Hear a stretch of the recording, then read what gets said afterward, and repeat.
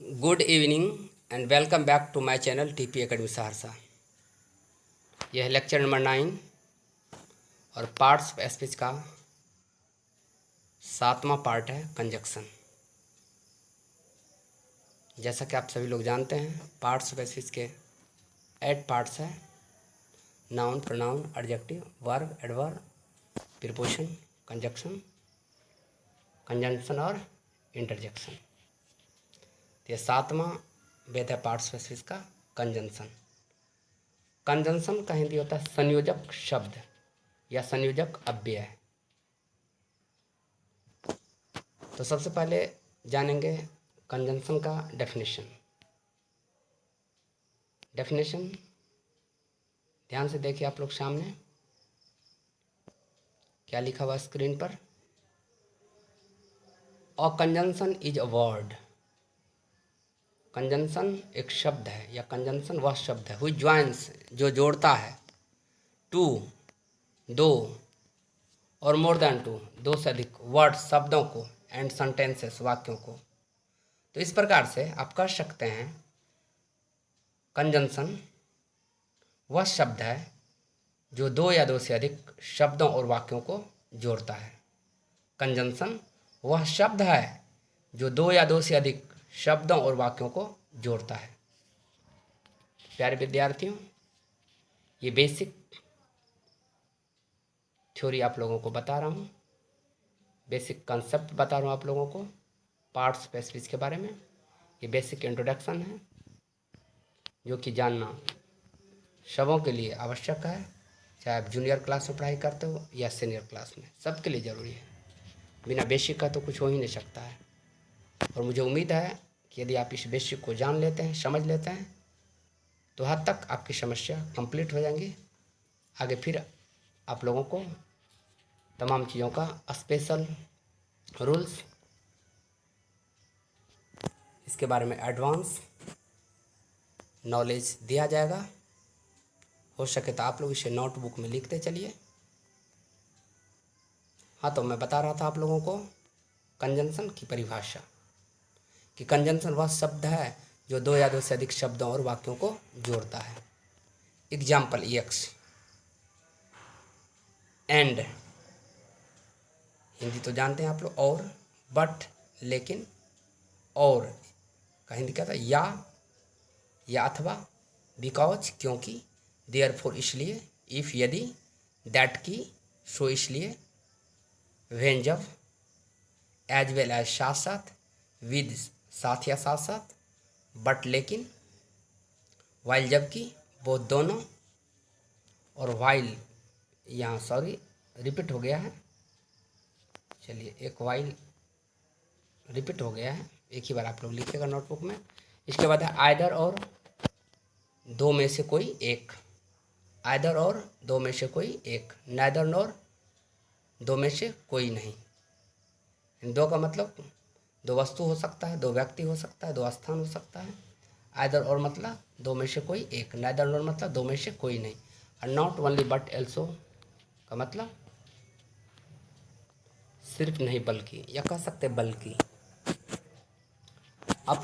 अब चूंकि कंजक्शन वह शब्द है जो दो या दो से अधिक शब्दों और वाक्यों को जोड़ता है, तो जैसे शब्द को कैसे जोड़ेगा, जैसे दो लड़का है, एक मोहन है और एक सोहन है, दोनों को जोड़ना है तो क्या बोलेंगे, मोहन एंड सोहन।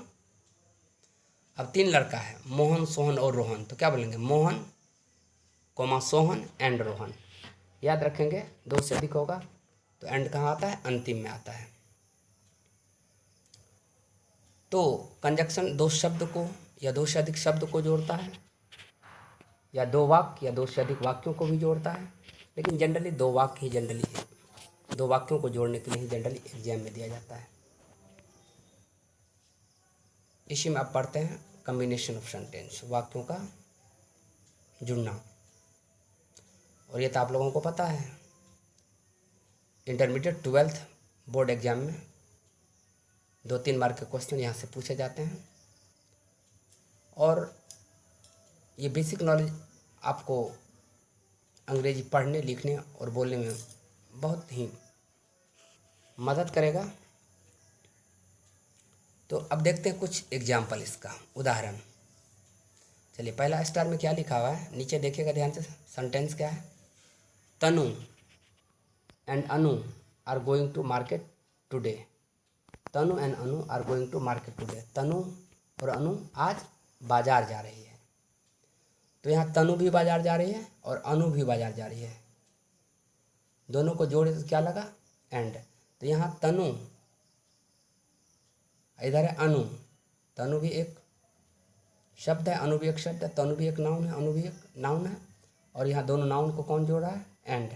साथ साथ दो शब्द को तो जोड़ ही रहा है और दो सेंटेंस को भी जोड़ रहा है। क्योंकि तनु जा रही है, तनु इज गोइंग, और अनु जा रही है, अनु इज गोइंग। लेकिन दो सेंटेंस को एक साथ के, तो Tanu and Anu are going to market today. इस प्रकार से आप कह सकते हैं कि यहाँ जो एंड है, तनु और अनु के बीच में जो एंड है वो कंजक्शन है। इसके बाद सेकेंड एग्जाम्पल है, तनु इज रिच। तनु अमीर है बट अनु इज पुअर। तो पहला सेंटेंस है तनु इज रिच और दूसरा सेंटेंस है अनु इज पुअर। और इन दोनों सेंटेंस को कौन जोड़ रहा है, बट जोड़ रहा है। बट का मतलब क्या, तो लेकिन। तो तनु इज रिच, तनु अमीर है, बट अनु इज पुअर, अनु गरीब है। इसके बाद थर्ड सेंटेंस है, हाँ, तो इसके बाद थर्ड सेंटेंस है, Manu is absent because he is ill. यहाँ जो वाज है मिस्टेक से टाइप हो गया है, वाज की जगह क्या देना आप लोगों को, इज देना है, क्योंकि बात प्रेजेंट में चल रहा है। तो यहाँ पर आप लोग ठीक कर लीजिएगा, ही वाज इल की जगह ही इज इल कर देना है। और फिर इसे समझिए, मनु इज अब्सेंट, मनु अनुपस्थित है। सपोज कीजिए मनु नाम का कोई लड़का है, वो क्लास में नहीं है क्योंकि वह बीमार है। कहते मनु इज अब्सेंट, मनु अनुपस्थित है, बिकॉज क्योंकि, ही इज इल क्योंकि वह बीमार है, मनु अनुपस्थित है क्योंकि वह बीमार है। तो पहला सेंटेंस क्या हो गया, मनु इज अब्सेंट। दूसरा क्या हो गया, ही इज इल। यहाँ वाज की जगह क्या दे देना, इज, ही इज इल। तो मनु अनुपस्थित है क्योंकि वह बीमार है। तो यहाँ पहला सेंटेंस मनु इज अब्सेंट है, दूसरा सेंटेंस क्या हो गया, फिर से समझिए, ही इज इल। तो मनु इज अब्सेंट और ही इज इल, इन दोनों वाक्यों को कौन जोड़ रहा है, बिकॉज जोड़ रहा है। इस प्रकार से बिकॉज क्या है, कंजक्शन है, कंजंक्शन है। और फर्स्ट सेंटेंस में एंड क्या है, कंजंक्शन है। सेकंड सेंटेंस में बट क्या है, कंजंक्शन है। थर्ड सेंटेंस में बिकॉज क्या है, कंजंक्शन है। इस प्रकार से बहुत सारे एग्जाम्पल दिए गए हैं ऊपर या आपके सामने। इन तमाम एग्जाम्पल को आप लोग याद कर लें। उम्मीद है कि इतना बेसिक नॉलेज यदि आपके पास कम से कम हो तो आपको हद तक अंग्रेजी पढ़ने, लिखने और बोलने में दिक्कत नहीं आएंगी। और आप लोगों से निवेदन है, यदि आपने अभी तक हमारे चैनल टीपी एकेडमी सहरसा को सब्सक्राइब नहीं किया तो प्लीज़ सब्सक्राइब कर दीजिए, बेल आइकन को भी प्रेस कर दीजिए। साथ साथ इस वीडियो को अधिक से अधिक शेयर कीजिए, खुद लाइक भी कीजिए, ताकि वीडियो बनाने में मुझे एनर्जी मिलेगा और आपको भी इससे फ़ायदा होगा और मुझे भी आगे बढ़ने में मदद मिलेंगी। अधिक से अधिक लोगों तक यह वीडियो पहुँचे। और अब नेक्स्ट वीडियो में कंजंक्शन का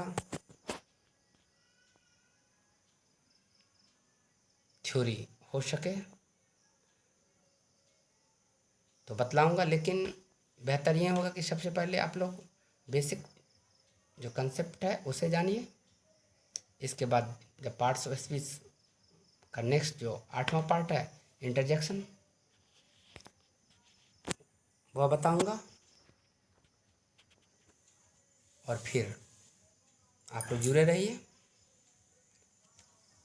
जो आपके लिए इम्पोर्टेंट टॉपिक्स होगा वो मैं आपको प्रस्तुत करता रहूँगा। Very very thank you for joining us.